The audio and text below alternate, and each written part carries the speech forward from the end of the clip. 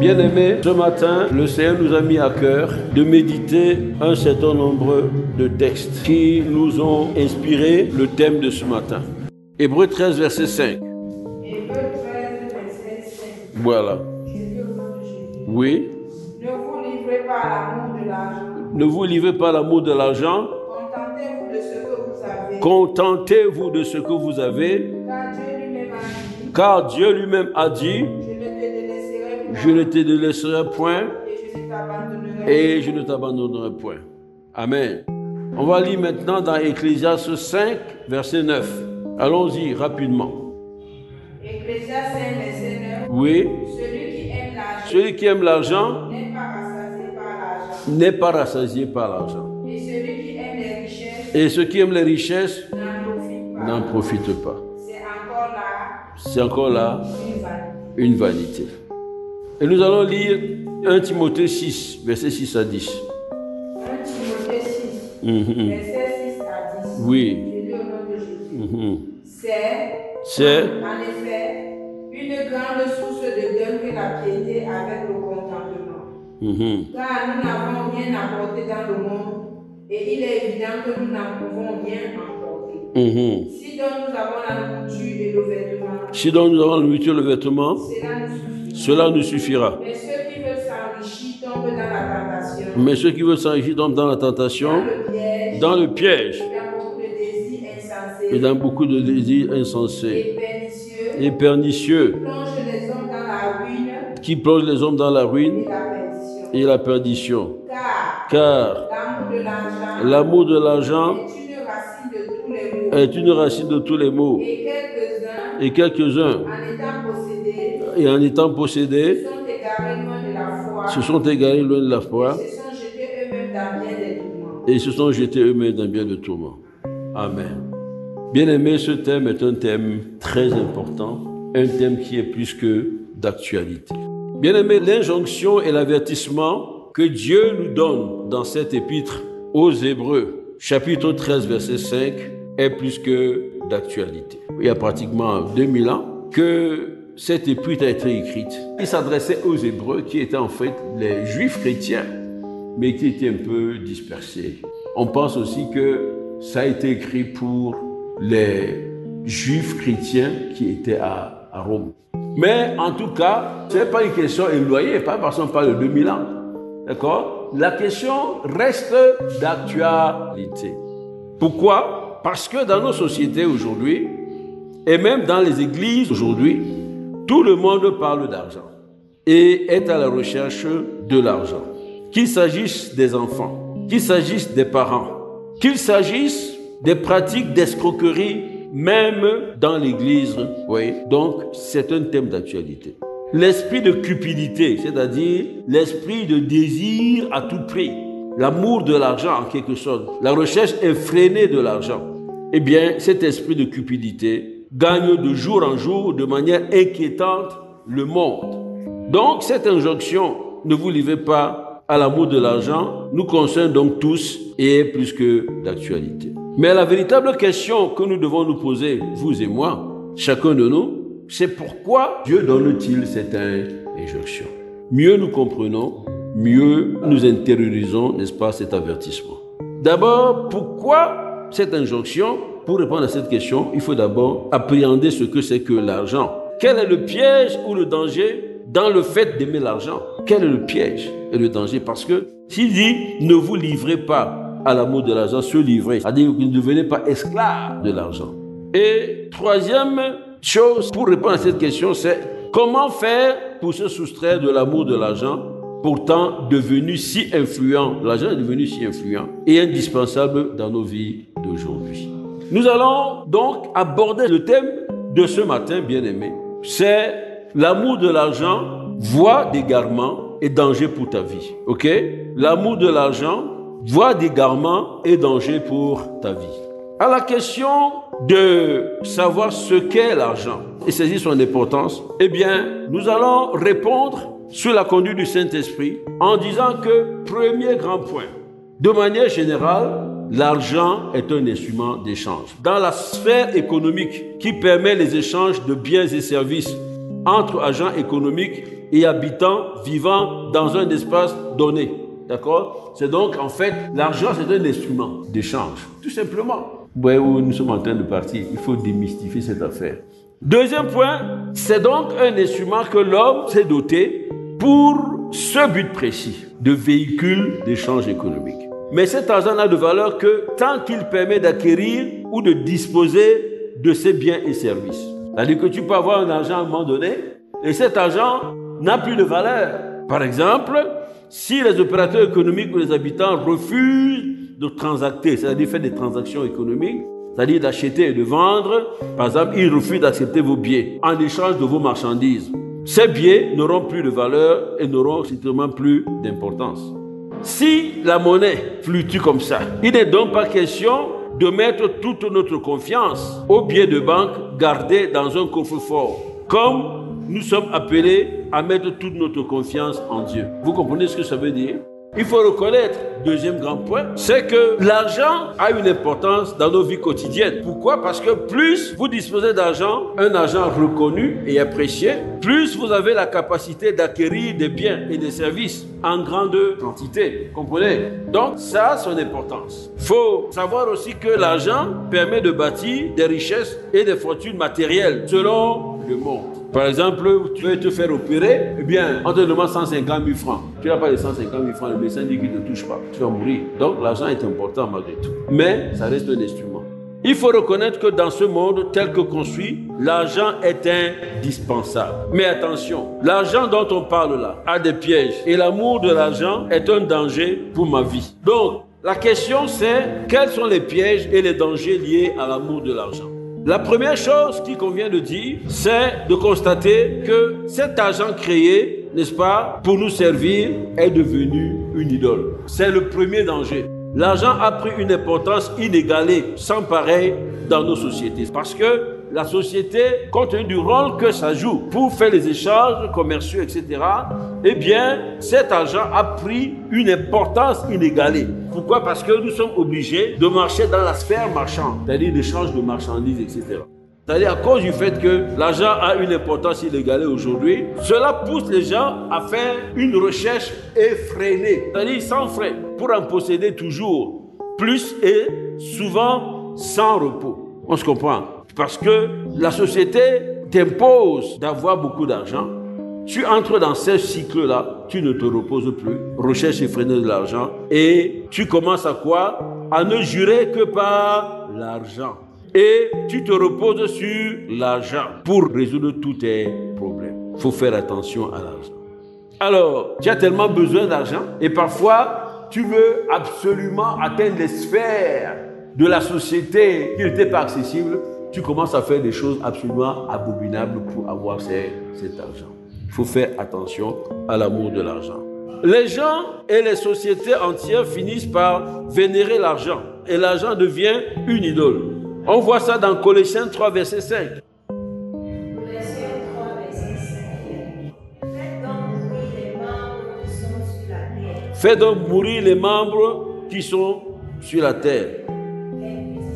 L'impudicité, l'impureté, les passions, les mauvais désirs et la cupidité qui est une idolâtrie. La cupidité, c'est la même chose que l'amour de l'argent. D'accord? C'est-à-dire que tu veux prendre l'argent, tu veux trouver de l'argent, la recherche est freinée. Tu as un appétit insatiable de l'argent. C'est ça la cupidité. À ce moment précis, l'argent, même si tu es enfant de Dieu, l'argent commence à prendre la place de Dieu dans ton cœur. Lisez Luc 12, verset 34. Alors on dit quoi? Car là où est votre trésor, là aussi est votre cœur. Ça veut dire que tu déplaces ton centre d'intérêt. D'accord? Ça veut dire que tu donnes seulement ton cœur à quoi? À l'argent. À ce moment-là, Jésus n'est plus assis sur le trône de ton cœur. C'est l'argent qui est assis sur le trône de ton cœur. Et tu es en pleine idolâtrie. On se comprend? Sans te rendre compte. Tant et si bien que tu n'as même plus le temps d'aller à l'église. Tu n'as plus le temps de prier, donc c'est trop de travail. Pourtant, c'est à l'église que tu as été béni pour trouver le travail. Ça, c'était pour comprendre que L'argent et les richesses de ce monde peuvent être un obstacle pour vous, pour moi, pour entrer dans le royaume. D'accord? Si nous lisons Luc 18, 24 à 25 ou Matthieu 19, verset 24, vous allez suivre l'histoire du jeune homme riche. D'accord? Il demande au Seigneur Jésus, que faut-il que je fasse pour hériter le royaume de Dieu? Jésus lui dirait, tu connais la loi, non? Tu aimeras ton Dieu de tout ton cœur, toute ta pensée, toutes tes forces, et ton prochain comme toi-même. Tu ceci, tu sais, tu ne tueras point, tu ne feras pas de faux témoignage, etc., etc. D'accord? Donc, Jésus lui dit ça. Il dit, oui, Seigneur, Rabbi, moi j'ai toujours observé ces choses-là. Il dit, tu as raison, mais vends tout ce que tu as et suis-moi. Qu'est-ce que le gars, il était devenu triste et il a fait demi-tour, il est parti. Donc, le fait qu'il soit riche l'a empêché de suivre la voie du salut. Puisque quand Jésus dit, suis-moi, ça veut dire quoi? Tu fais de Jésus ton Seigneur. D'accord? Donc, il a refusé de recevoir Jésus comme son Seigneur et son Sauveur. En fait, il est plutôt parti pour prendre soin de ses richesses. Pourquoi? Parce que les richesses avaient une trop grande importance dans son cœur. Il était en fait en pleine idolâtrie. Vous voyez?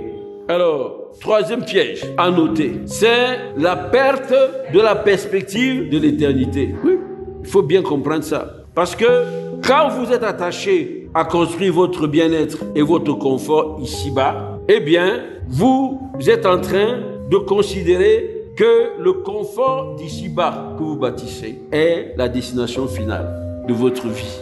On se comprend, non? C'est la destination finale de votre vie. Vous ne considérez plus que vous devez vous préparer à rencontrer Jésus et aller dans le ciel. Vous ne considérez plus cela. Parce que pour l'homme, la mort, c'est la fin. Or, Dieu dit que la mort n'est pas la fin. Pour celui qui croit, la mort n'est qu'un point de passage pour une vie beaucoup plus glorieuse. D'accord? Colossiens 3, verset 1 à 2 dit, « Si donc vous êtes ressuscités avec Christ, cherchez les choses d'en haut, où Christ est assis à la droite du Père. » Verset 1. Verset 2, « Affectionnez-vous aux choses d'en haut et non sur celles qui sont sur la terre. » Ça veut dire que quand vous avez déjà fait de l'argent votre idole, vous allez toujours chercher les choses d'en bas. Parce que l'argent ne peut te permettre que d'acheter les choses d'en bas. Tu ne peux pas chercher les choses d'en haut. Parce que tout ton intérêt, tout est consacré, n'est-ce pas, à l'argent. Vous comprenez? Donc, vous perdez la perspective de la vie éternelle. Or, la parole de Dieu dit, travaillez avec tremblement, n'est-ce pas, à votre salut. D'accord? Ça veut dire que tu n'es pas sauvé une fois, quand tu as donné ta vie à Jésus. Ça s'adresse aux chrétiens, juifs chrétiens. Tu reçois Jésus et tu crois que c'est fini. Non, tu dois travailler puisque ce n'est que le début.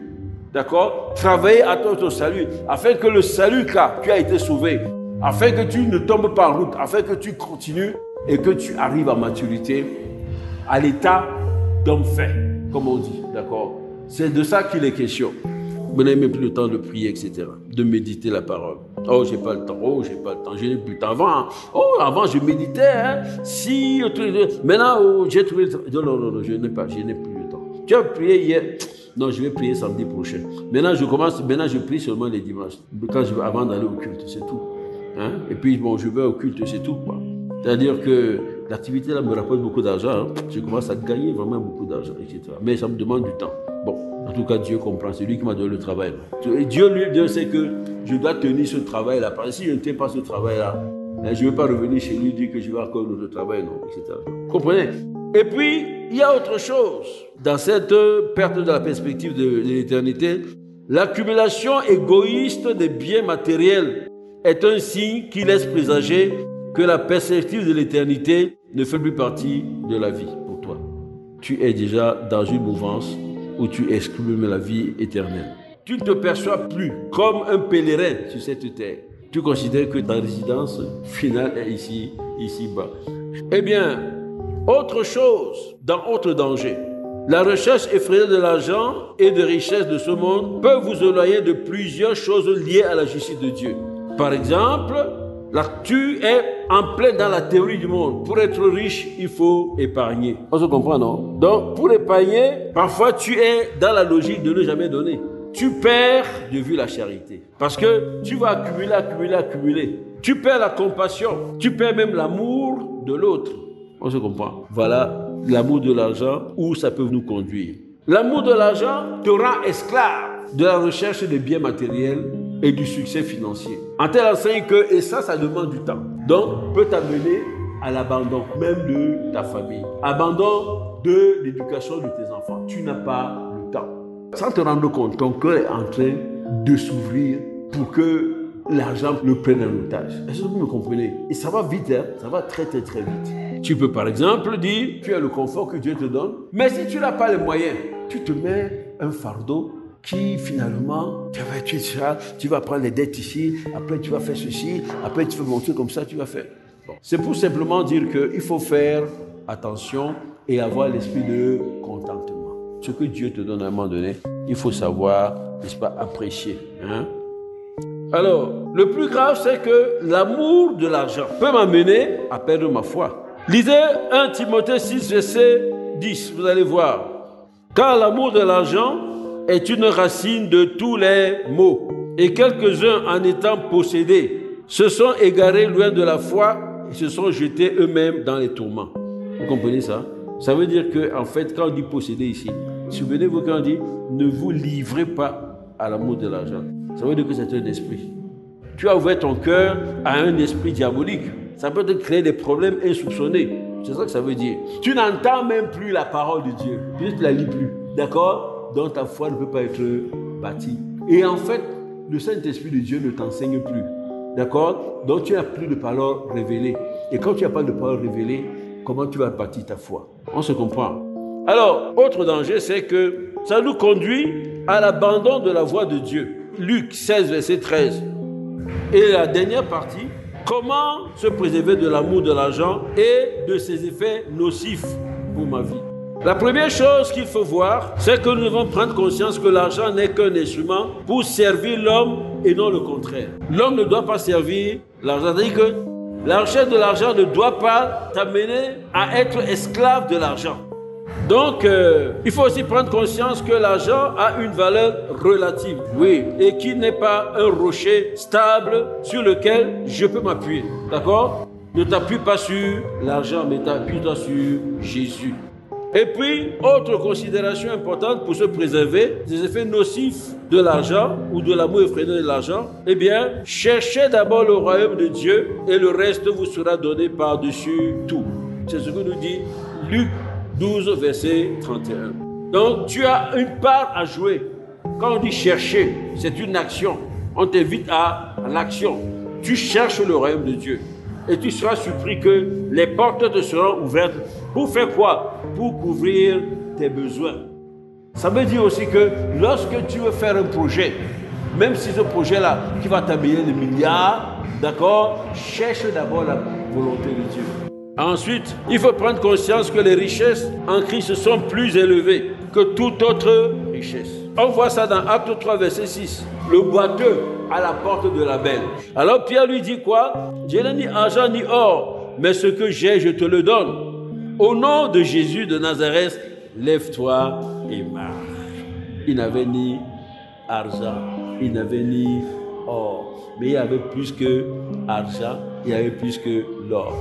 Alors, quatrième chose, pour se préserver, nous devons toujours regarder à Dieu pour la provision divine. Matthieu 10, verset 9 le dit. Quand Jésus a envoyé les disciples 2 à 2 évangéliser, il leur dit quoi? Quand vous partez là, ne vous inquiétez de rien, moi je suis avec vous. Puisque lui, il a l'or et l'argent, et plus que l'or et l'argent, je suis avec vous. Dans la provision, la véritable provision, la provision divine. Et ils sont revenus avec des victoires extraordinaires. Puisqu'il disait, Jésus a dit, oui, je voyais Satan tomber du ciel comme des éclairs. Il y a une autre parole importante. Dans Luc 12, verset 31, il dit, faites-vous des bourses qui ne s'usent point.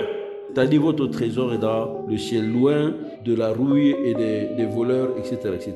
Donc, en fait, la provision financière d'un enfant de Dieu. Et cette provision, nous devons faire en sorte que, en quelque sorte, nous garantissions son accessibilité. D'accord? La provision divine est là. Mais je dois être dans une position où je peux accéder à cette provision divine. il faut que j'obéisse à la parole de Dieu. Par exemple, je dois payer ma dîme. C'est là où Dieu va ouvrir les écluses des cieux. Et enfin, pour se préserver, je ne dois pas m'associer à n'importe qui dans les affaires. Oui, on a vu ça avec le roi Ézéchias. On lui a rajouté 15 ans. Mais à la fin, ça a fini mal. Pourquoi? Parce qu'il s'est associé avec des gens qui étaient des païens. Et Dieu n'était pas content. Dieu l'a frappé. Donc, bien-aimé, c'est pour vous dire dans cette troisième partie que tu as un rôle à jouer. Donc, en conclusion, bien-aimé, qu'est-ce qu'on peut dire? Dieu, en Christ Jésus, nous a sauvés pour la liberté. Ne nous mettons pas dans un joug nouveau, le joug de maman qui va nous avilir devant Dieu. Ne nous mettons pas sous le joug de maman. Luttons de toutes nos forces avec le concours du Saint-Esprit pour éviter d'être des esclaves de maman. Au nom de Jésus-Christ.